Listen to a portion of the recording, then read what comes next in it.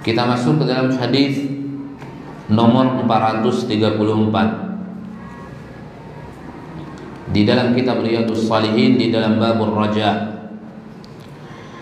Wa 'an Ibnu Mas'ud radhiyallahu anhu anna rajulan asaba min imra'atin qublatan fa ata an-nabiy sallallahu alaihi wasallam fa akhbarahu fa anzalallahu ta'ala wa aqimis salata tarafay an-nahari wa zulfan min al-lail innal hasanati yudhhibna as-sayyi'at. Faqala ar-rajulu ali hadha ya Rasulullah? Qala li jami'i ummati kullihim muttafaqun alayh. Wa an Anas radhiyallahu anhu qala ja'a rajulun ila an-nabiy sallallahu alaihi wasallam faqala ya Rasulullah asabtu haddan fa aqimhu alayya wa hadaratis salah fasalla ma'a Rasulillah sallallahu alaihi wasallam falamma qada as-salata qala ya Rasulullah inni asabtu haddan fa aqim fiyya kitab Allah. Qala hal hadarta ma'ana as-salah? Qala na'am. Qala qad ghufira laka muttafaqun alayh. Wa qawluhu asabtu haddan ma'nahu ma'siyatan tujibu at-ta'zir wa laysa al-muradu al-hadd ash-shar'iyya al-haqiqiyya ka hadd az-zina wal khamri wa ghayriha fa inna hadhihi al-hudud la tasqutu bis-salati ولا يجوز للإمام تركها. وعنه رضي الله عنه قال رسول الله صلى الله عليه وسلم إن الله لا يرضى على العبد أن يأكل الأكلة فيحمده عليها أو يشرب الشربة فيحمده عليها. رواه مسلم. Tiga hadis yang kita baca di malam hari ini ma'asyiral muslimin, ketiga-tiganya adalah terdapat di dalamnya hendaklah seorang muslim itu, seorang muslimah selalu berharap kepada Allah Subhanahu wa taala ketika dia melakukan pintu-pintu kebaikan, dijadikan amal kebaikan oleh Allah Jalla wa Ala sebagai pahala dalam kehidupannya. Kemudian ketika dia melakukan pintu-pintu penyimpangan, pintu-pintu dosa, segeralah dia berharap kepada Allah Subhanahu wa taala dengan bertaubat kepada Allah Azza wa Jalla. Hadis yang pertama datang dari jalan Ibnu Mas'ud, salah seorang sahabat Nabi Muhammad sallallahu alaihi wasallam, Allah ridha kepadanya. Dia mengatakan, anna rajulan asaba min imra'atin qublatan. Seorang laki-laki, dia menyebutkan bahwa seorang laki-laki mengatakan bahwa dirinya mencium seorang wanita. Artinya dia melakukan pintu kemaksiatan, dia melakukan kemungkaran yang dilarang oleh Allah Jalla wa Ala, yang dilarang oleh Nabi Muhammad sallallahu alaihi wasallam.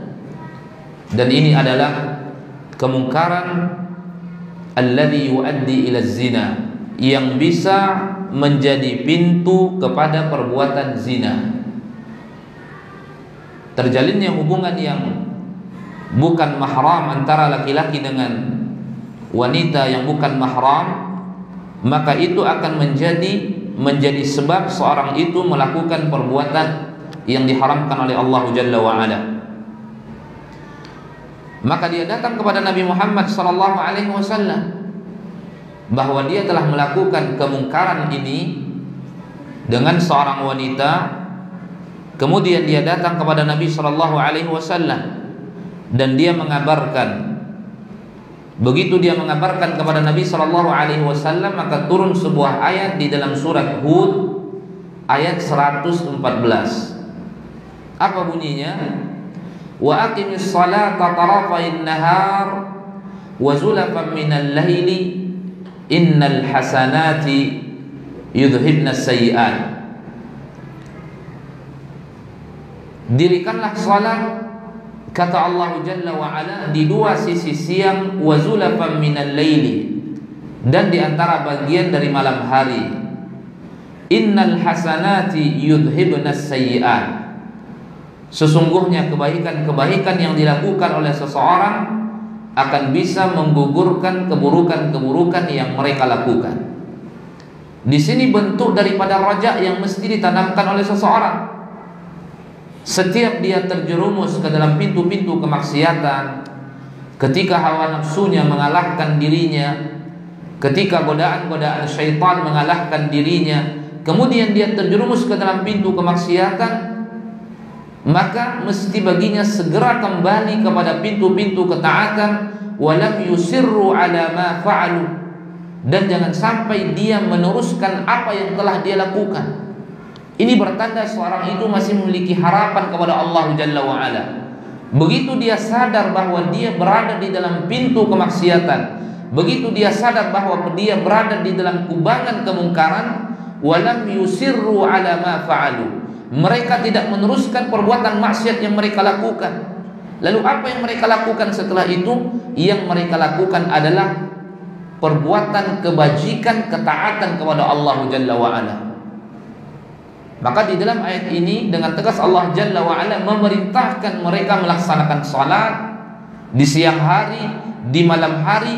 Kemudian Allah mengatakan, innal hasanati yudhibnas sayyi'at. Sesungguhnya perbuatan yang baik akan bisa menghilangkan dosa-dosa, dan ini fungsi daripada salat.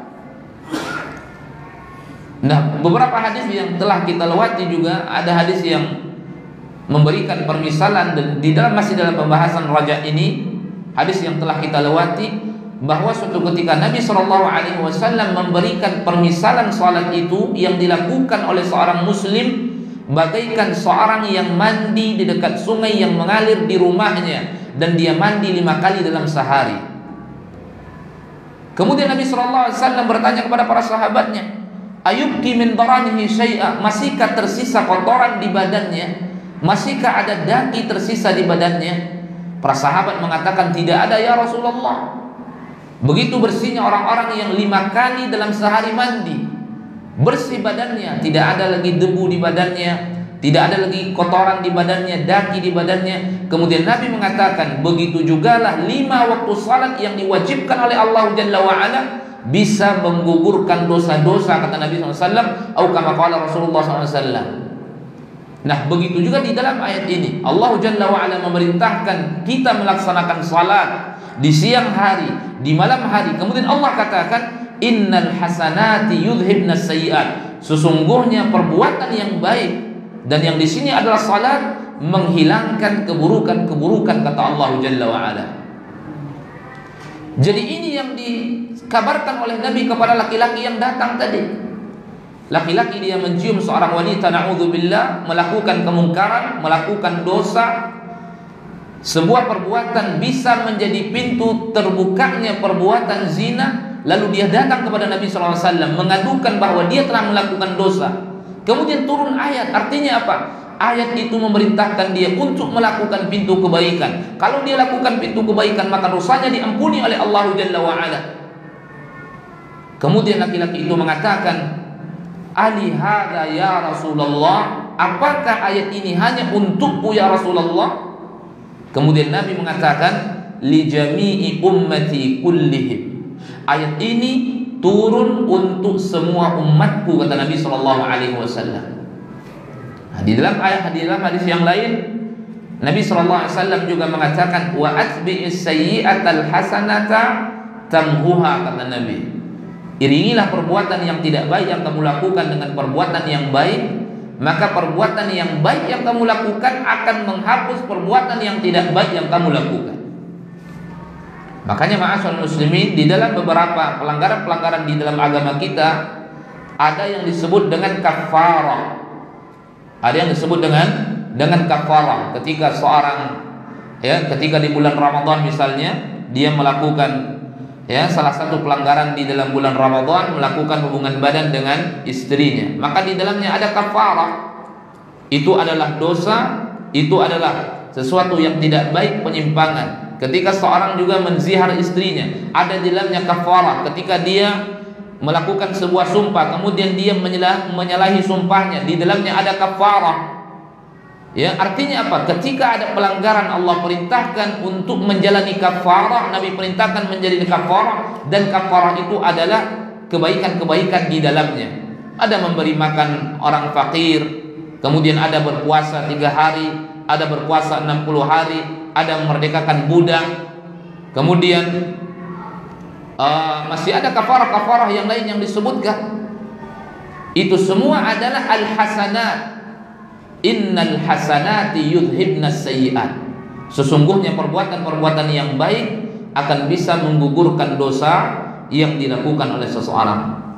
Namun ma'asyarul muslimin ikhwatal iman yang dimuliakan oleh Allah Jalla wa Ala, itu adalah kemaksiatan-kemaksiatan selain daripada hududun min hududillahi Jalla wa Ala. Ya, tidak sampai kepada perbuatan zina, tidak sampai kepada perbuatan minum khamar.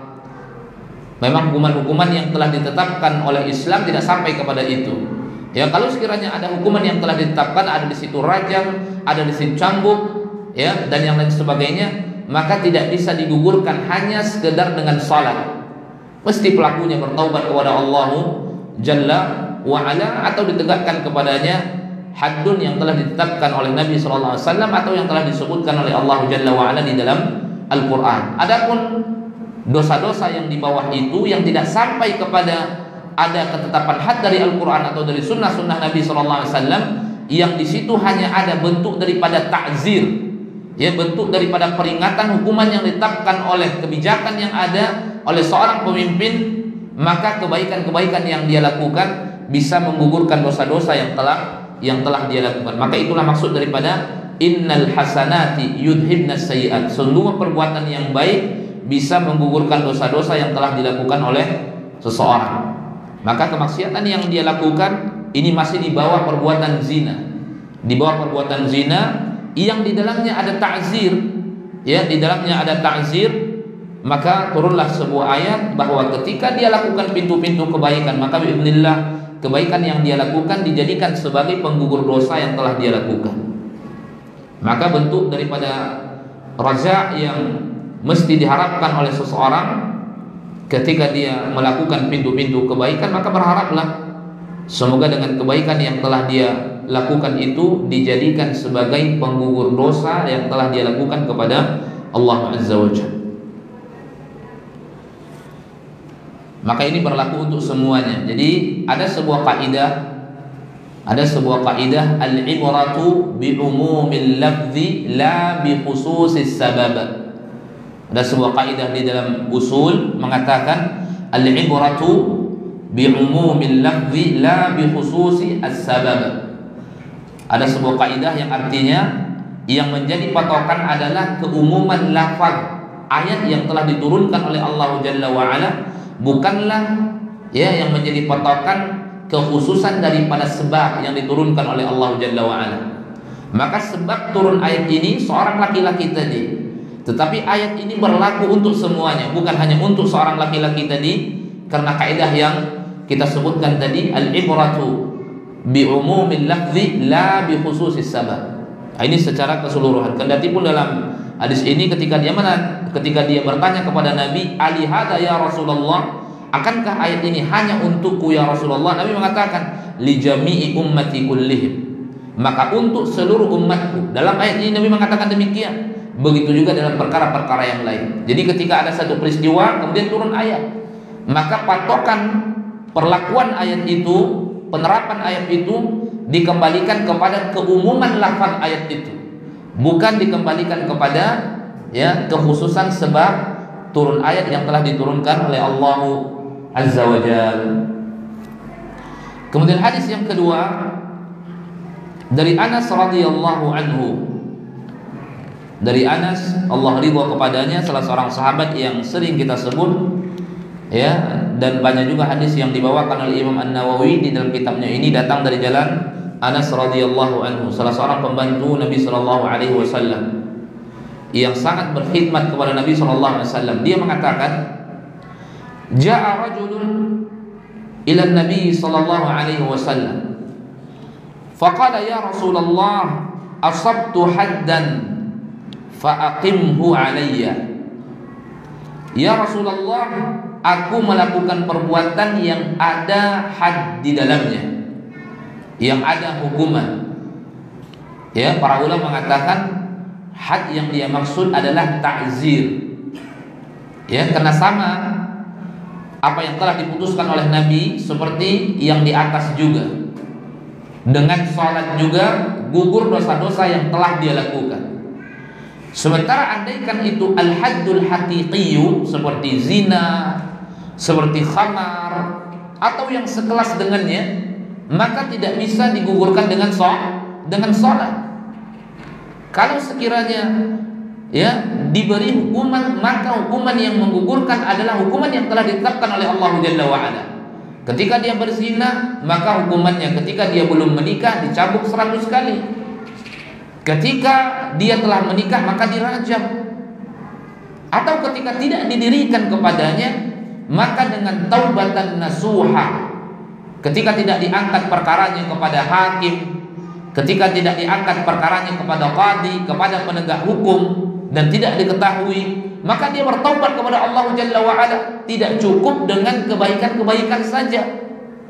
Karena para ulama mengatakan, ma'asyal ikhwah, dosa-dosa yang kabairul dzunub seperti zina dan yang lain-lain, kabairul dzunub, ya dosa-dosa kabairul dzunub, maka akan diangkat dosanya dengan taubat kepada Allah Jalla wa Ala. Adapun amal-amal ibadah yang disebutkan bahwa dia penggugur dosa-dosa seperti salat, seperti sedekah, seperti ibadah haji, ibadah umrah, orang yang kembali pulang dari melaksanakan ibadah haji seperti keluar dari rahim ibunya. Kharaja kayaum waladathu ummu, dia keluar pulang ke negerinya seperti keluar dari rahim ibu kandungnya. Artinya tidak ada dosa.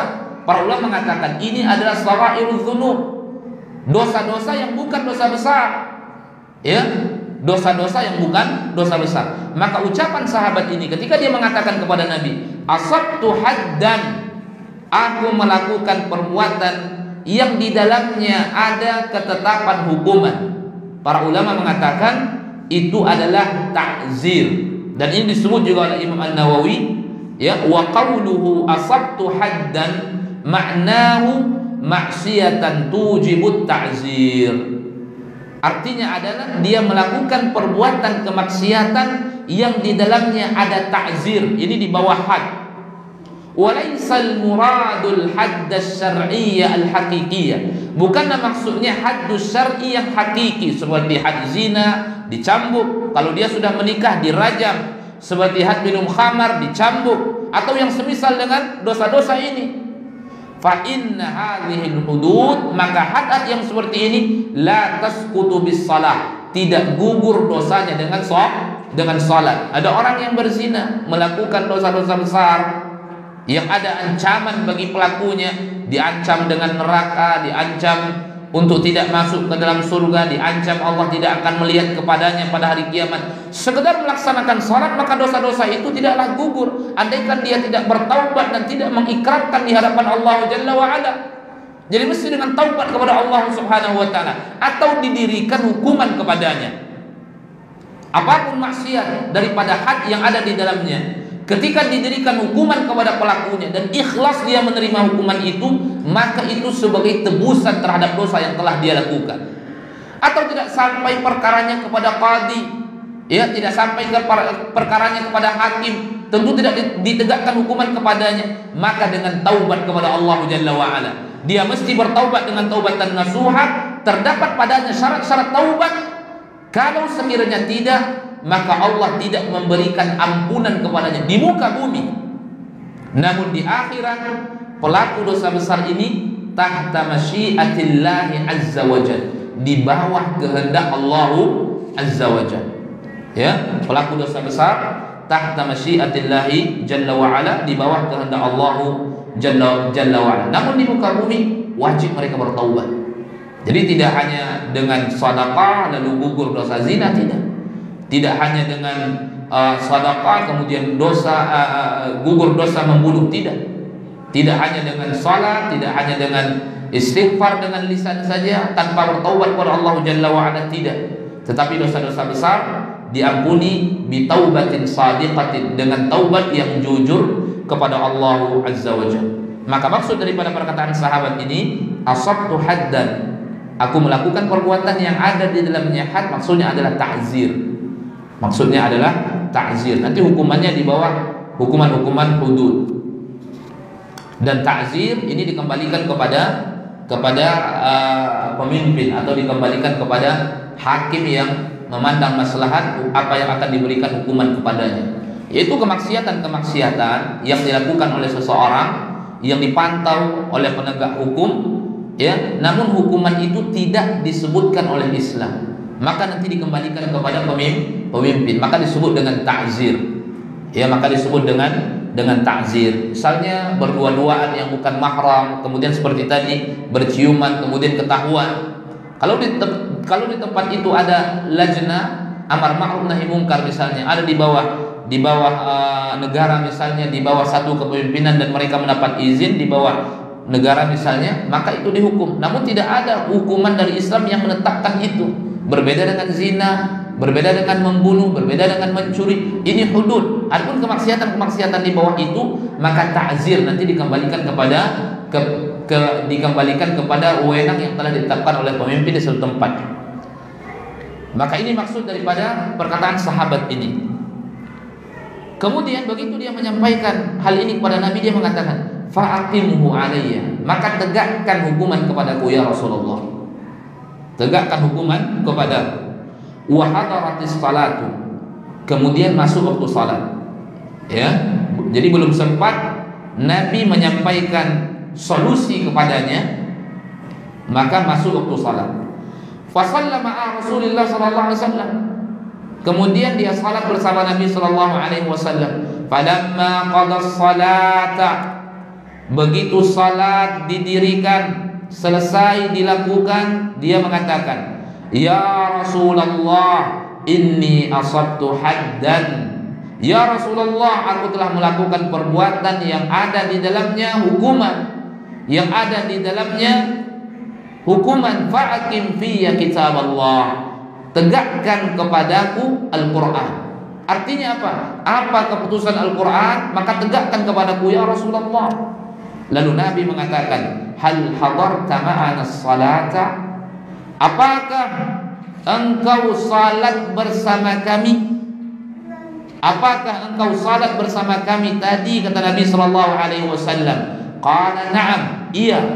Lalu Nabi mengatakan, qad ghufira laka, maka Allah telah memberikan ampunan kepadamu. Nah, inilah juga maksud daripada ayat tadi, innal hasanati yudhibna sayyi'at. Maka kebaikan-kebaikan yang dilakukan oleh seseorang bisa menggugurkan dosa-dosa. Dosa-dosa apa? Dosa yang tidak ada had secara langsung di dalamnya. Tapi kalau yang ada tadi, maka dua kemungkinan saja. Pertama, ditegakkan hukuman itu kepadanya ketika diangkat perkara itu kepada qadi, ketika Hamidiyah mengangkat kepada Nabi, yang ujung-ujungnya Nabi tegakkan. Ketika Ma'id mengangkat kepada Nabi, yang ujung-ujungnya juga ditegakkan. Tapi ketika tidak sampai diangkat kepada hakim, tidak diangkat kepada qadi, dan tidak wajib hukumnya, ya, tidak wajib mengaku, tidak wajib. Yang wajib itu bertaubat. Ya, jadi ketika seseorang misalnya melakukan perbuatan yang ada had di dalamnya, tidak wajib baginya mengaku kepada hakim untuk ditegakkan hukuman itu kepadanya. Tapi kalau dia mengaku, maka ini perbuatan yang baik, tapi tidak mesti. Apa dalilnya? Ketika Hamidiyah datang kepada Nabi sallallahu alaihi wasallam, awalnya ditolak oleh Nabi. Nabi menolaknya sampai berapa kali. Datang kepada Nabi, ya Rasulullah, inni imra'atun wa kuntu hubla min zina. Ya Rasulullah, saya seorang wanita melakukan perbuatan zina dan sekarang saya hamil karena melakukan perbuatan zina. Tegakkan kepada saya hukuman ya Rasulullah. Nabi berpaling darinya. Sampai 9 bulan anak itu lahir. Kemudian datang lagi kepada Nabi, kemudian dia mengatakan, ya Rasulullah, ana imra'atun allati jituka wa kuntu hubla min zina. Saya seorang perempuan yang dulu pernah datang kepadamu berbulan-bulan yang lalu karena hamil melakukan perbuatan zina, dan sekarang saya sudah melahirkan seorang bayi, dan tegakkan hukuman kepada saya. Berpaling lagi Nabi SAW. Para ulama mengatakan itu bertanda bahwa mengaku tidak wajib. Yang wajib itu adalah bertaubat kepada Allah Jalla wa'ala. Tidak hanya sekedar melakukan kebaikan setelah itu, tapi mengikrarkan taubat kepada Allah Jalla wa'ala. Sekedar melakukan salat, sedekah, dan yang lain-lain, tidak gugur dosanya. Kemudian akhirnya dia susui anak itu sampai 2 tahun sempurna persusuannya, datang lagi kepada Nabi SAW. Hadis yang sangat masyhur. Datang lagi kepada Nabi, kemudian dia mengatakan, saya sekarang tidak mau ditolak ya Rasulullah. Akhirnya ditegakkan had oleh Nabi SAW kepada seorang wanita ini. Begitu juga dengan Ma'id, ya, ditegakkan, diperintahkan oleh Nabi SAW untuk ditegakkan had kepadanya. Maka yang dimaksud dengan dosa-dosa di sini adalah yang tidak sampai kepada dosa yang ada haddun min hududillahi azza wa jalla. Baik. Kemudian yang kedua, bertaubat. Yang kedua, dengan taubat kepada Allah Jalla wa ala.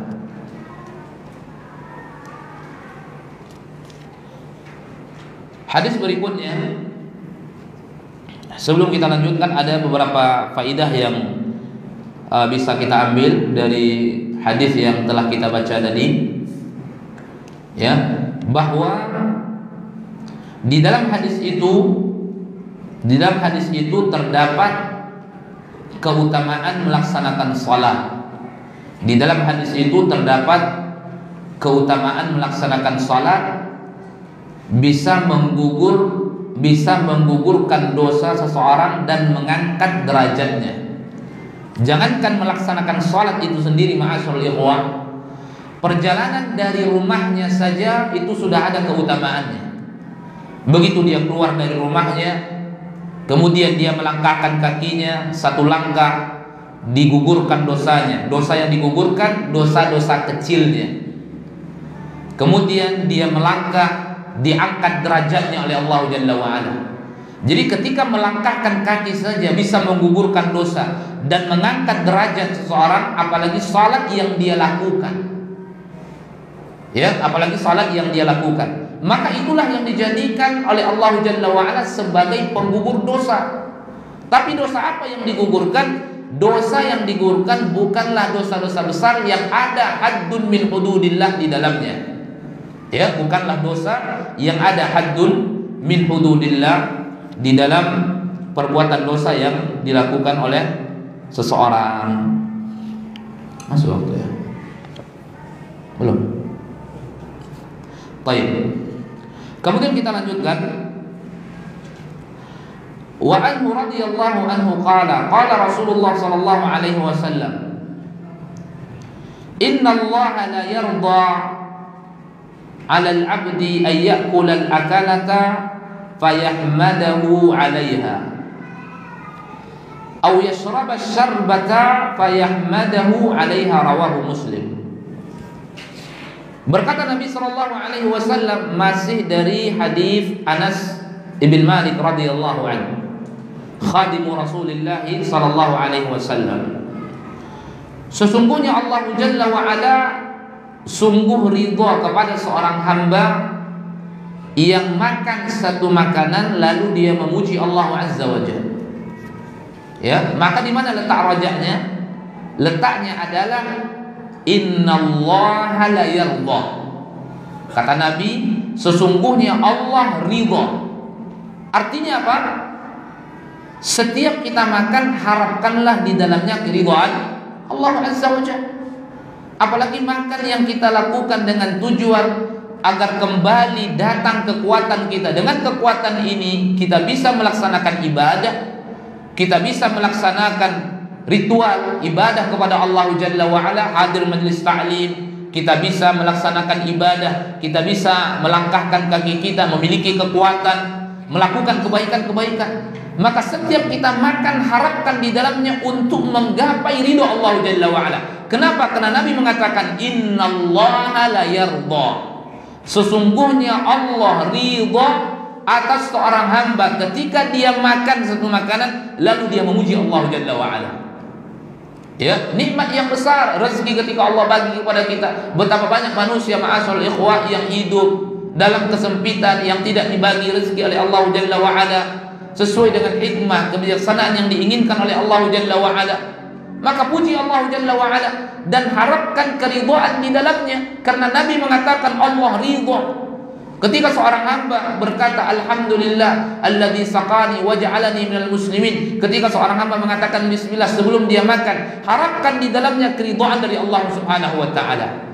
Karena Nabi mengatakan innallaha la yardha, sesungguhnya Allah ridha atas seorang hamba ketika dia makan dia memuji Allah, ketika dia minum dia memuji Allah. Maka setiap kita makan dan setiap kita minum, ingat Allah Subhanahu wa taala. Ketika kita minum, ini rezeki dari Allah Jalla wa Ala. Ketika kita makan, ini rezeki dari Allah Subhanahu wa taala. Maka harapkan di dalamnya keridhaan dari Allah Subhanahu wa taala. Terkadang ma'asyarul muslimin yang dimuliakan oleh Allah Jalla wa Ala, hal-hal yang seperti ini dianggap sepele oleh seseorang, padahal di dalamnya ada peluang untuk menggapai apa? Menggapai ridha Allah Jalla wa Ala. Sebagian orang hanya mengetahui bahwa makan ini merupakan kebiasaan saja, bahwa minum ini merupakan kebiasaan saja. Sebuah kebiasaan andaikan diniatkan ibadah, mendekatkan diri kepada Allah Jalla wa Ala, di dalamnya kita bisa menggapai pahala-pahala yang banyak. Dan ingat, makan ini sesuatu yang sering kita lakukan, minum sesuatu yang sering kita lakukan.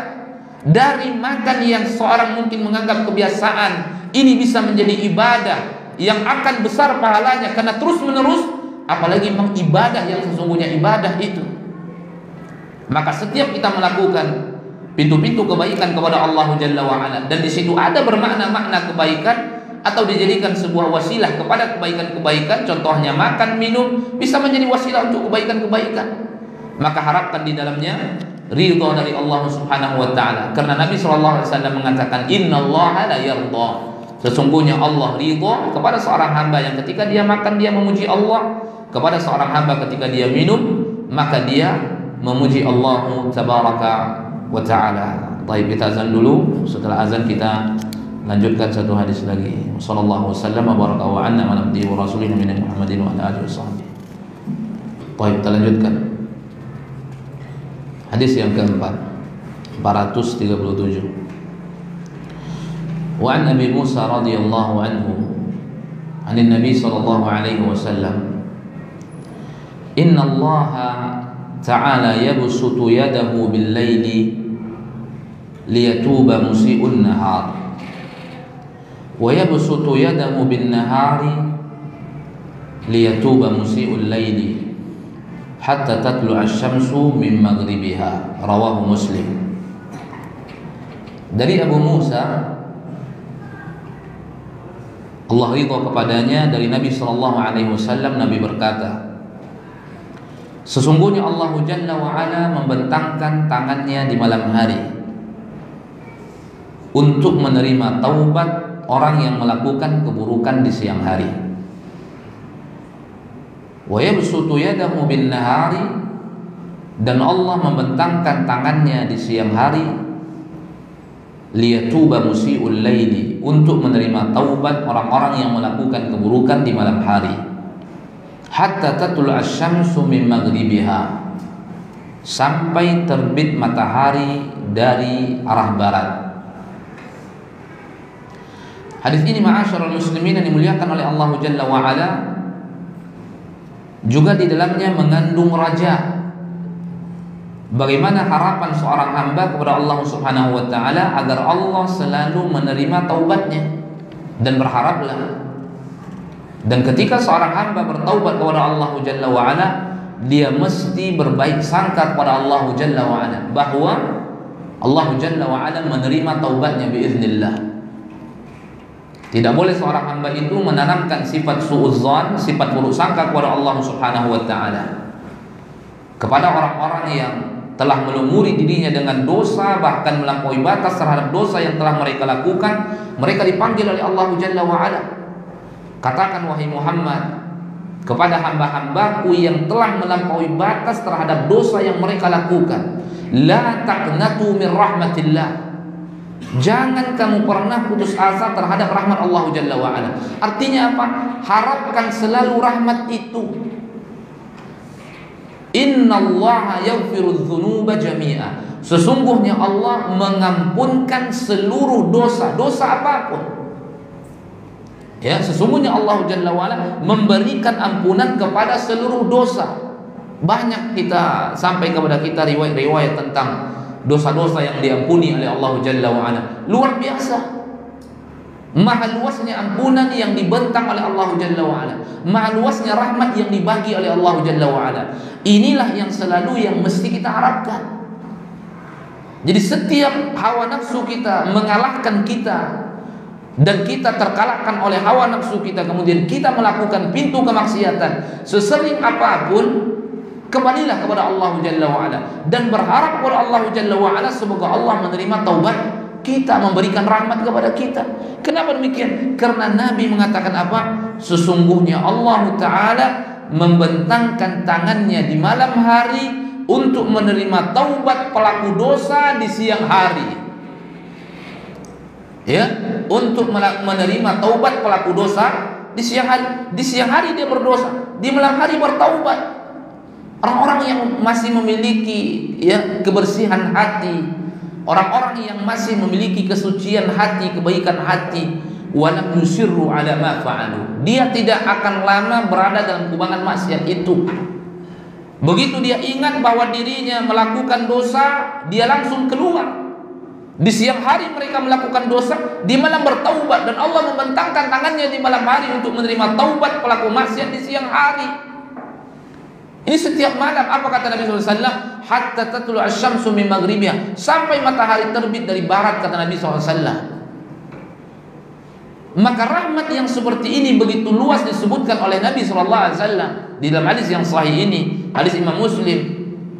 Maka kewajiban bagi seorang hamba itu selalu mengharapkan rahmat ini, mengharapkan keberkahan dari Allah Jalla wa'ala. Setiap melakukan dosa, segera kembali kepada Allah Jalla wa'ala, dan jangan putus asa dan jangan berburuk sangka kepada Allah.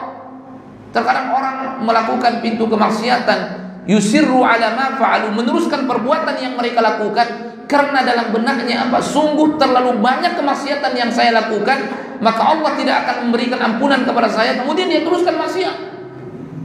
Dalam benaknya percuma saya kembali bertaubat, Allah juga tidak akan menerima taubat saya. Tidak ada demikian, ma'asyiral ikhwah. Nabi mengatakan yabsutu yadahu bil laili, Allah membentangkan tangannya di malam hari untuk menerima taubat pelaku dosa di siang hari. Apapun dosa yang dilakukan oleh seseorang, selagi malam yugharrir, kata para ulama, selagi nyawa itu belum berada di kerongkongannya, ingin dicabut oleh malakul maut, dan sebelum matahari terbit dari barat, artinya sebelum kiamat. Tapi kalau sudah nyawanya berada di kerongkongannya, di lehernya, ya hampir mau dicabut oleh malakul maut, maka taubat ketika itu tidak diterima oleh Allah Jalla wa'ala. Inilah taubatnya Fir'aun. Ya, Fir'aun sebelum dia wafat, dia sempat mengatakan, amantu bima amanu bihi Banu Israel. Aku beriman kepada apa yang telah diimani oleh Banu Israel. Artinya apa? Beriman kepada Allah Jalla wa'ala. Mereka beriman kepada Nabi Musa, beriman kepada Allah Jalla wa'ala. Tapi kapan diucapkan oleh Fir'aun kalimat ini? Ketika sudah yughargir, ketika sudah gargara, nyawa itu sudah ada di kerongkongannya, nyawa itu sudah ada di lehernya, ingin diangkat oleh malakul maut. Maka ketika itu taubat tidak diterima oleh Allah Jalla wa'ala. Maka Fir'aun mati dalam keadaan kufur kepada Allah Azza wa Jalla. Tapi malam yughargir, malam yakun ghargara, sebelum dia ghargara, sebelum matahari terbit dari arah barat, maka innallaha yabsutu yadahu bil laili liyatuba musii'un nahar. Allah membentangkan tangannya di malam hari untuk menerima taubat pelaku dosa di siang hari. Maka berharap selalu kepada Allah Jalla wa'ala. Siapapun di antara kita yang melakukan dosa di siang hari, begitu masuk waktu malam, dia sadar bahwa dia melakukan dosa, bertaubat kembali kepada Allah Jalla wa'ala, dan harapkan ampunan dari Allah Jalla wa'ala, karena Allah membentangkan tangannya di malam hari menerima taubat pelaku dosa di siang hari. Kemudian Nabi mengatakan, wa yabsutu yadahu bin nahari liyatuba musii'ul laili. Kemudian Allah juga membentangkan tangannya di siang hari menerima taubat pelaku maksiat di malam hari. Ada orang yang bermaksiat di malam hari, mungkin ketika itu dia bisa melakukannya karena di siang sibuk melakukan pekerjaan-pekerjaan. Begitu di malam hari dia melancarkan perbuatan dosa yang dia lakukan. Begitu masuk siang hari dia sadar ingin kembali kepada Allah, maka cepatlah kembali kepada Allah. Kenapa? Innahu wa yabsutu yadahu bin nahar, dan Allah juga membentangkan tangannya di siang hari liyatuba musii'ul laili, untuk menerima taubat pelaku dosa di malam hari. Hatta tatlu'a asy-syamsu min maghribiha, sampai matahari terbit dari barat. Ada beberapa faidah yang bisa kita ambil dari hadis yang mulia ini. Hadis yang dibawakan oleh Imam An-Nawawi di dalam Babur Raja, agar seorang hamba selalu berharap kepada Allah Jalla wa'ala, bahkan ketika mereka melakukan pintu kemaksiatan sekalipun mereka tetap mesti berharap kepada Allah agar Allah memberikan ampunan. Maka dengannya mereka bertobat kepada Allah Subhanahu wa ta'ala. Pertama, faidah yang bisa kita ambil bahwa di dalam hadis ini ada menunjukkan di antara sifat Allah Jalla wa'ala, di mana Allah Jalla wa'ala memiliki sifat, dan disebutkan oleh Nabi di sini Allah memiliki tangan. Apa kata Nabi SAW? Inna Allah ta'ala yabsutu yadahu bil laili, anna lillahi yad, sesungguhnya Allah memiliki tangan, athbatahu li nafsi, Allah yang telah menetapkan untuk dirinya. Dan dalil tentang hal itu ya sangatlah banyak di dalam Al-Quran. Di antaranya Allah mengatakan wa qalatil yahudu yadullahi maghlula. Orang-orang Yahudi mengatakan tangan Allah terbelenggu. Apa kata Allah Jalla wa'ala? Ghullat aydihim, tangan mereka yang terbelenggu. Wa lu'inu bima qalu, dan mereka akan dilaknat terhadap apa-apa yang telah mereka katakan. Bal yadahu, kata Allah, akan tetapi kedua tangan Allah itu bal yadahu mabsutatani yunfiqu kaifa yasha, tetapi kedua tangan Allah Jalla wa'ala itu terbentang memberikan kepada siapa yang Allah inginkan, kepada siapa yang Allah inginkan. Kemudian Allah Jalla wa'ala juga mengatakan tentang penciptaan Nabi Adam alaihissalam, bahwa Nabi Adam alaihissalam disebutkan oleh Allah Jalla wa'ala, aku menciptakan dengan kedua tanganku, kata Allah Azza wa Jalla. Ini menunjukkan bahwa lillahiyat, sesungguhnya Allah Jalla wa'ala memiliki tangan, dan ini salah satu sifat dzatiyah. Karena sifat ada terbagi, ada sifat fi'liyah, ada sifat dzatiyah, ada sifat yang berkenaan dengan perbuatan-perbuatan Allah Jalla wa'ala, seperti sifatul nuzul, seperti sifatul dhahak, seperti sifatul farah, sifatul ghadab. Ini adalah sifat fi'liyah. Kemudian ada yang berkenaan dengan zat Allah Jalla wa'ala yang disebut dengan sifat dzatiyah, di antaranya al-basar, as-sama', kemudian di antaranya al-yad. Dan Allah yang mengatakan, ya bukan kita yang mengatakan, tapi Allah yang mengatakan kemudian kita katakan, Nabi yang mengatakan kemudian kita katakan. Jadi Allah yang telah menetapkan untuk dirinya, Nabi yang telah menetapkan untuk Allah Jalla wa'ala.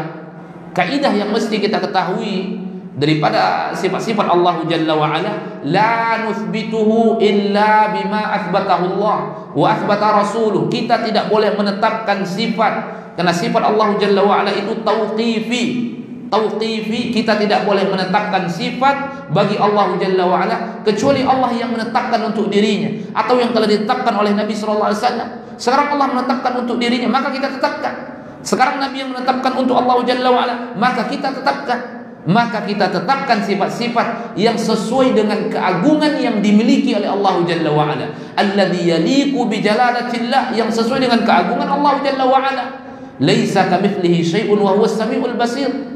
Dan Allah Jalla wa'ala tidak serupa dengan sesuatu apapun, dan Allah Maha mendengar dan Allah Maha melihat. Jadi kita tetapkan tanpa kaifiyah, tanpa tasbih, tanpa tamtsil, ya, tanpa ta'til. Kita tetapkan sesuai dengan keagungan yang dimiliki oleh Allah Tabaraka wa Ta'ala. Kemudian di antara faidatul hadis, ma'asyiral ikhwah, sesungguhnya Allah Jalla wa'ala Tawwab, dan itu di antara nama Allah Subhanahu wa Ta'ala, penerima taubat. Allah Jalla wa'ala Tawwab, zat yang menerima taubat para hambanya. Di sini disebutkan yabsutu yadahu bil laili liyatuba musii'un nahar, agar Allah menerima taubat pelaku maksiat di siang hari, agar Allah menerima taubat pelaku maksiat di malam hari, menunjukkan Allah Jalla wa Ala Maha penerima taubat. Ya, dan ini di antara rahmat yang dibagi oleh Allah Jalla wa Ala. Ini menunjukkan bahwa begitu besarnya harapan yang mesti digantungkan oleh seorang hamba selalu kepada Allah Subhanahu wa taala. Siang malam Allah menerima taubat hambanya. Kapan saja Allah menerima taubat hambanya. Tapi kapan? Sebelum matahari terbit dari barat, sebelum seorang itu malam yakun yugharghir. Ya, ketika itu terjadi maka taubat tidak diterima oleh Allah Jalla wa Ala seperti taubat Firaun. Kemudian ma'asyiral ikhwah, yang terakhir bisa disampaikan, ya. Yang terakhir yang bisa kita sampaikan, di dalam hadis tersebut menunjukkan bahwa dosa apapun akan diampuni oleh Allah Subhanahu wa taala ketika pelakunya masih hidup. Dosa apapun diampuni oleh Allah Jalla wa Ala ketika pelakunya bertaubat. Apapun, dosa besar, bahkan dosa yang mengkafirkan, dosa yang menjerumuskan seorang ke dalam kesyirikan, ketika dia bertaubat kepada Allah Jalla wa Ala, maka Allah akan terima dengan dua syarat tadi.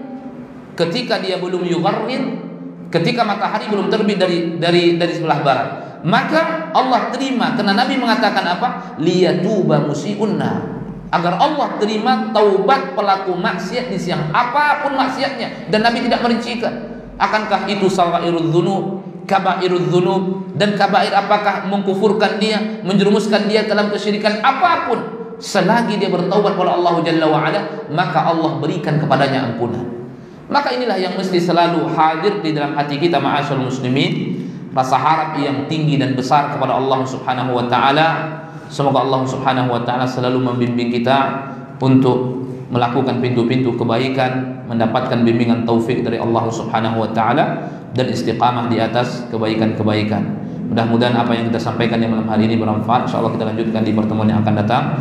Wa sallallahu wasallam wa baraka wa an'am ala abdihi wa rasulih nabiyina Muhammadin wa ala alihi wa sahbihi ajmain. Assalamualaikum warahmatullahi wabarakatuh.